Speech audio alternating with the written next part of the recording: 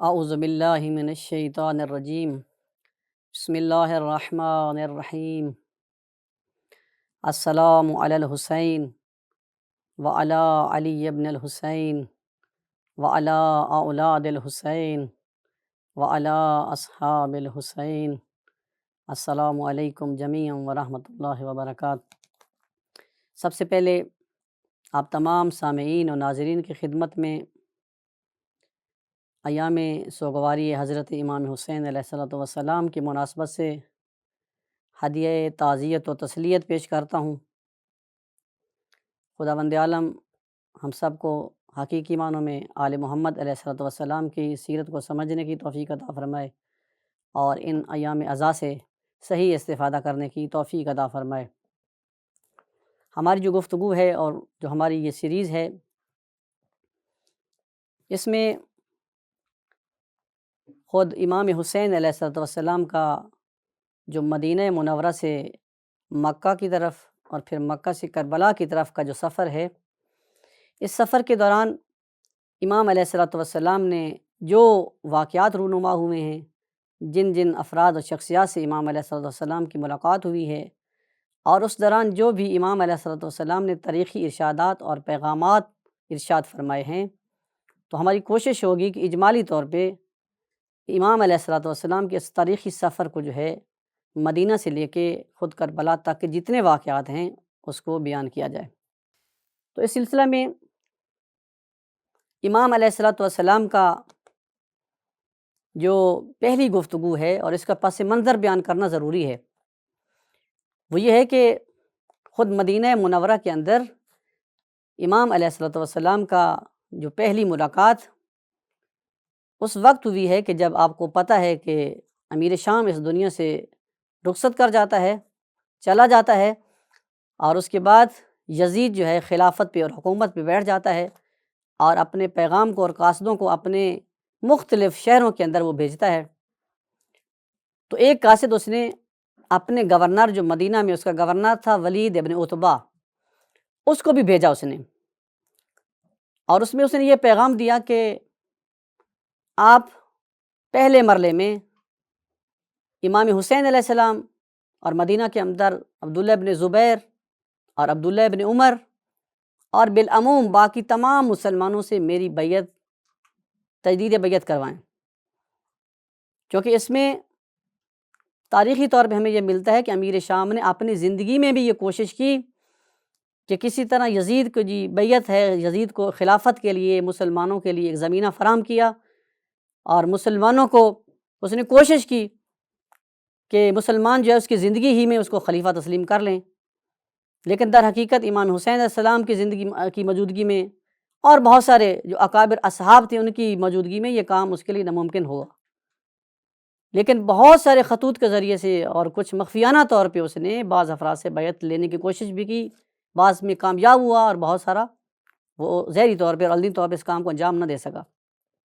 تو خلاصہ یہ ہے کہ جب یہ خط یزید کا ولید کو آتا ہے اور ولید کو یہ پیغام ملتا ہے کہ امام حسین اور ان افراد سے اپنی بیعت کروائیں، تو یہ مشورہ کے لیے مروان کو بلواتا ہے، اور مروان سے یہ مشورہ کرتا ہے، اور جب مروان سے یہ مشورہ کر لیتا ہے تو مروان کہتا ہے کہ اس کام کو فی الفور انجام دیجیے، اس کام کے اندر آپ تاخیر نہ کریں۔ اور پھر ولید کیا کرتا ہے کہ اپنے قاصد کو امام حسین علیہ السلام کی طرف بھیجتا ہے، اور تاریخ کیا کہتی ہے کہ امام حسین علیہ السلام کے پاس جب اس کا قاصد پہنچتا ہے تو امام حسین علیہ السلام مسجد نبوی کے اندر، اور ان کے ساتھ امام حسین علیہ السلام کے ساتھ عبداللہ ابن زبیر بھی مسجد میں موجود ہے، اور اس کے درمیان گفتگو ہو رہی تھی۔ تو کہتے ہیں کہ شاید شام کا وقت قریب تھا، یعنی شام کے قریب کا وقت تھا، تو عبداللہ ابن زبیر کہتا ہے کہ اس بے موقع وقت پہ ہمیں گورنر نے کیوں بلایا، ولید نے ہمیں کیوں طلب کیا ہے؟ تو امام علیہ السلام آنے والے زمانے سے، حوادث سے آگاہ کرتے فرماتے ہیں کہ میرا یہ خیال ہے، امام فرماتے ہیں کہ امیر شام مر گیا ہے، وہ اس دنیا سے چلا گیا ہے، اور ولید نے ہمیں اس کی یزید کی بیعت کے لیے بلوایا ہے۔ تو خلاصہ یہ ہے کہ پھر امام علیہ السلام اپنے گھر تشریف لے آتے ہیں اور اپنے بنی ہاشم کے افراد کو کچھ کو مسلح کرتے ہیں، اور امام علیہ السلام کا ساتھ دیتے ہیں وہ افراد، اور یہ امام علیہ الصلوۃ والسلام کا جو قافلہ ہے یہ ولید کے دربار میں جا پہنچتا ہے۔ اب جب امام علیہ السلام ولید کے دربار میں جاتے ہیں تو ولید امام علیہ السلام فرماتے ہیں کہ اے ولید، تو نے مجھے کیوں طلب کیا ہے؟ آپ کے بلانے کا ہدف و مقصد کیا ہے؟ تو ولید کہتا ہے کہ کوئی واقعہ اس بیان کرتا ہے کہ امیر شام جو ہے اس دنیا سے چلا گیا ہے، اور اب ہم یہ چاہتے ہیں کہ آپ جو ہے یزید مسلمانوں کا حاکم بن گیا ہے، خلیفہ بن بیٹھا ہے،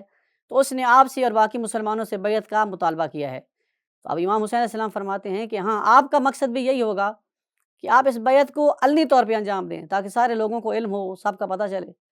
تو پھر یہ ہے کہ آپ اس کا انتظام کریں، سب لوگوں کو بلائیں تو ہم وہاں پہ ہم اپنی بات بھی کریں گے۔ تو کہتے ہیں یہاں پہ مروان ابن حکم جو ہے وہ بیٹھا ہوا تھا، تو اس نے اشارتاً ولید کو کہا کہ اے ولید، اگر آج کے دن امام حسین علیہ السلام تیرے ہاتھ سے نکل گئے تو پھر کبھی بھی تیرے ہاتھ میں نہیں آئیں گے اور در حقیقت یہ بیعت نہیں کریں گے، تو لہٰذا یہ موقع غنیمت ہے اور اس موقع سے آپ کو استفادہ کرنا چاہیے، ابھی ہی امام کو ادھر روک لینا چاہیے۔ جیسے یہ جملہ اس نے امام علیہ السلام کے بارے میں یہ کہا تو وہاں پہ امام علیہ الصلوۃ والسلام نے ارشاد فرمایا، اے یبن زرکا انت تقتلنی ام ہوا، فرمایا اے مروان، کیا تم مجھے قتل کرو گے یا یہ ولید قتل کرے گا؟ اور اس کے بعد فرمایا کذبت وسمت، آپ یہ بات کر کے اے مروان، تو یہ بات کر کے جھوٹ بول رہا ہے اور تو یہ بات کر کے گناہ گار ہو رہا ہے۔ تو غرض کہ جب امام علیہ الصلوۃ والسلام کی بھی آواز بلند ہوئی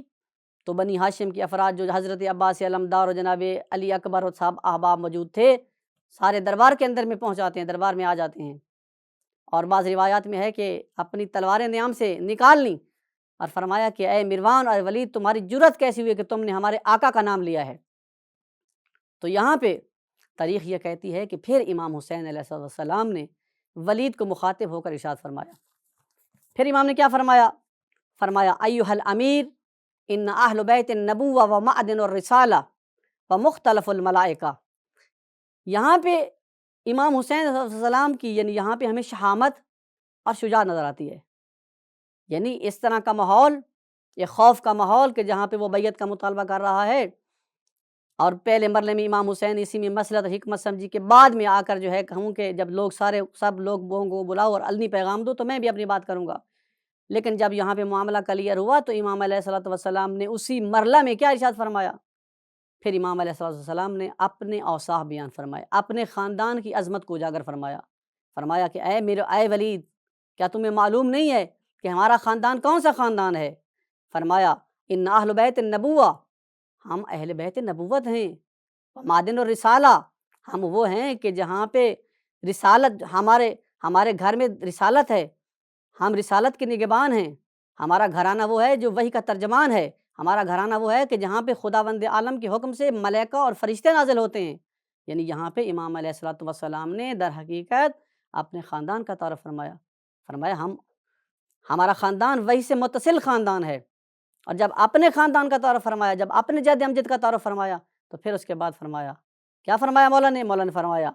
اے ولید، تمہیں جان لینا چاہیے، تمہیں معلوم ہونا چاہیے جس شخص کے بارے میں آپ مجھ سے بیعت کا مطالبہ کر رہے ہیں وہ کون ہے؟ فرمایا یزید رجل شارب الخمر وقاتل النفس المحترمۃ معلن بالفسق، فرمایا مثلی لا یباع مثلہ، یعنی اب امام علیہ السلام نے طریق جملے ارشاد فرمائے ہیں، فرمایا کہ تمہیں معلوم ہونا چاہیے کہ یزید کون ہے؟ فرمایا یزید ایک شرابی انسان ہے، یزید پاک اور پاکیزہ لوگوں کا قاتل ہے، یزید فسق و فجور سے بھرا ہوا ہے۔ فرمایا کہ یہ تمہارا خاندان آل امیہ اور آل ابو سفیان کا خاندان فسق و فجور سے بھرا ہوا خاندان ہے، جبکہ اس کے مقابلے میں ہمارا خاندان عصمت اور طہارت کا مالک خاندان ہے۔ اور جب امام علیہ السلام نے یہ یزید کی صفات اور اس کی خصوصیات کو بیان فرمایا کہ اس کے اندر کیا کیا پلیدگی ہیں، اس کے اندر کیا کیا نجاستیں ہیں، جس شخص کے بارے میں تم یہ تقاضا کر رہے ہو کہ اس کو اسلامی جامعہ اسلامی کی حکومت کے لیے سزاوار سمجھ رہے ہو، جس کے بارے میں یہ خیال کر رہے ہو یہ امت اسلامیہ کا خلیفہ مسلمانوں کا حاکم بن سکتا ہے، ذرا غور کرو وہ شخص کیسا ہے، وہ تو علنی گناہ کرتا ہے، وہ تو علنی شراب پیتا ہے، وہ تو فاسق انسان ہے، وہ تو فاجر انسان ہے، وہ تو مقدسات اسلام کا مذاق اڑا رہا ہے۔ اور پھر کیا فرمایا؟ تاریخی جملہ امام علیہ السلام کا، اور پھر امام نے فرمایا مثلی لا یباع مثلہ، فرمایا کہ مجھ جیسا کبھی بھی یزید جیسے کی بیعت نہیں کرے گا۔ عزیزان گرامی، یہاں پہ یعنی ایک بہت عظیم پیغام ملتا ہے امام علیہ السلام کے اس کلام پاک سے۔ یہاں پہ امام علیہ السلام یہ بھی فرما سکتے تھے میں حسین یزید کی بیعت نہیں کروں گا، نہیں، بلکہ فرمایا مجھ جیسا مثلی لا یباع مثلہ، مجھ جیسا یزید جیسے کی بیعت نہیں کرے گا۔ اور اس میں امام علیہ السلام نے یہ پیغام دیا کہ جو میری حسینی صفات کا حامل ہوگا، جو میرے حسینی کردار کا حامل ہوگا، جس کے اندر حسینی صفات ہوں گی، وہ اپنے سر کو کٹا سکتا ہے لیکن کبھی بھی یزید اور یزید جیسوں کے آگے بیعت نہیں کرے گا، کبھی بھی یزید اور یزید جیسوں کے آگے سر تسلیم خم نہیں ہوگا۔